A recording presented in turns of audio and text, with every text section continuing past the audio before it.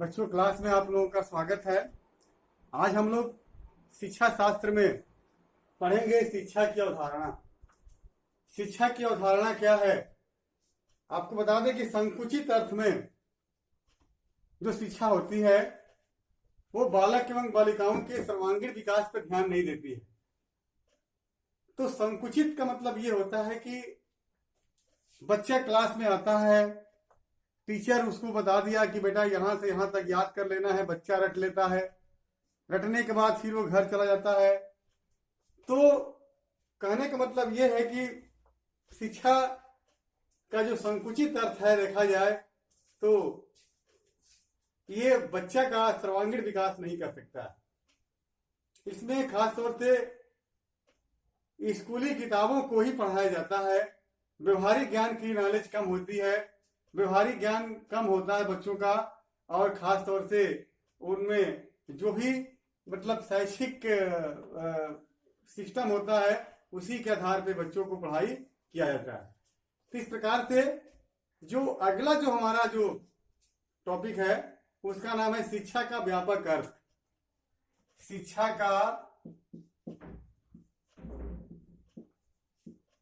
व्यापक अर्थ। देखिए, शिक्षा का व्यापक अर्थ क्या है?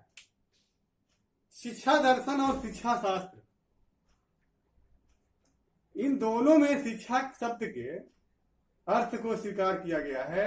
मतलब शिक्षा से तात्पर्य उस शिक्षा से है जो बालक एवं बालिकाओं को जीवन पर्यंत अपने परिवार से, अपने पड़ोस से, अपने शिक्षक से, अपने मित्रों से उनको शिक्षाएं प्राप्त होती है। इस प्रकार से आपको बता दें कि जो शिक्षा का जो व्यापक अर्थ है उसमें शिक्षा जो होती है बेटा वो बच्चों को जीवन पर्यंत मिलती है। कहाँ से मिलती है? बच्चों के परिवार से मिलती है, समाज से मिलती है, मित्रों से मिलती है। तो इस प्रकार से जो शिक्षा है वो खास तौर से सभी जगह से मिलती है, और इसी शिक्षा का शिक्षा शास्त्र एवं शिक्षा दर्शन में इसका इस शिक्षा के व्यापक अर्थ को स्वीकारा गया है। इसके बाद हम शिक्षा के बारे में बताना चाहूंगा कि शिक्षा की परिभाषा कई साइंटिस्ट, कई शिक्षा शास्त्री दिए हैं, और खास तौर से जो शिक्षा है वो खास तौर से जो शिक्षा है वो देखा जाए तो शिक्षा का व्यापक जो क्षेत्र है उसको सबसे ज्यादा मान्य किया गया है, सबसे ज्यादा मान्य हुआ है। इसी में एक हमारे प्रसिद्ध शिक्षा शास्त्री जिनका नाम है टी रेमांड, उन्होंने व्यापक अर्थ को स्वीकारते हुए उन्होंने लिखा है कि शिक्षा विकास की वह प्रक्रिया है। शिक्षा जो होती है वह विकास की वह प्रक्रिया है जिसमें मानव बचपन से लेकर के प्रौढ़ावस्था तक, एक अवधि तक, एक निश्चित सीमा तक शिक्षा ग्रहण करता है। तो शिक्षा के व्यापक अर्थ के अनुसार ये देखा गया कि संसार शिक्षा क्षेत्र है, और प्रत्येक व्यक्ति, बालक, वृद्ध, युवा, नौजवान, ये जितने लोग हैं, पुरुष, ये सब क्या है? शिक्षार्थी है। तो वे सब जीवन पर्यंत मतलब जन्म से लेकर मृत्यु तक ये लोग कुछ ना कुछ क्या करते हैं? सीखते रहते हैं। तो इसी को हम कहते हैं शिक्षा का व्यापक अर्थ। अब शिक्षा का प्रचलित अर्थ क्या है इसके बारे में हम लोग सीखेंगे। शिक्षा का प्रचलित अर्थ, देखिए शिक्षा का प्रचलित अर्थ, इसका मतलब क्या होता है? शिक्षा के संबंध में प्रायः तरह तरह की धारणाएं लोगों के मस्तिष्क में घूमती रहती है। साधारणतः देखा गया कि हमारे समाज में 100 में से 90 व्यक्ति जो होते हैं वो शिक्षित, मतलब कि जो 100 में से जो 90 व्यक्ति होते हैं वो सूचनाओं को ग्रहण करने वाले और सूचनाओं को प्राप्त करने वाले माने जाते हैं। इस प्रकार से देखा गया कि हमारे समाज में प्रचलित अर्थ का बड़ा महत्व है।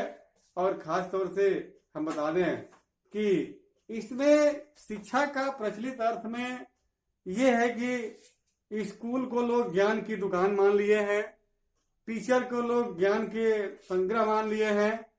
तो ये एक प्रकार से देखा जाए तो शिक्षा का जो उपयोग है वो व्यवसायिक हो गया। एक प्रकार से व्यवसायिक दृष्टि से शिक्षा को देखा जाने लगा। शिक्षा का वैज्ञानिक अर्थ क्या होता है? अगला जो हमारा हेडिंग है, शिक्षा का वैज्ञानिक अर्थ। शिक्षा का वैज्ञानिक अर्थ, साइंटिफिक मीनिंग ऑफ एजुकेशन। देखिए, शिक्षा जो होती है वो खास तौर से शिक्षा एक ऐसा शब्द है, एक ऐसी प्रक्रिया है जिसका ठोस दार्शनिक आधार है। दार्शनिकों ने शिक्षा को भिन्न भिन्न अर्थों में प्रयुक्त किया है। इसलिए विज्ञान की तरह कोई सर्वमान्य अर्थ जो होती है बेटा, सर्वमान्य अर्थ नहीं दिया जा सकता। आधुनिक शिक्षा शास्त्रियों ने शिक्षा प्रक्रिया को वैज्ञानिक स्वरूप देने पर प्रयास किया है। खास तौर से आपको बता दें कि इस शिक्षा का केंद्र बिंदु बालक होता है और इस शिक्षा का केंद्र बिंदु बालक होता है और निरंतर वृद्धि एवं विकास करता रहता है। इस आधार पर शिक्षा जो है विकास की एक क्या है, प्रक्रिया है, जो कि औपचारिक और अनौपचारिक चेतना स्फूर्ति वातावरण के प्रभाव में युक्त होकर गतिशील रहती है। बाकी कल पढ़ाएंगे।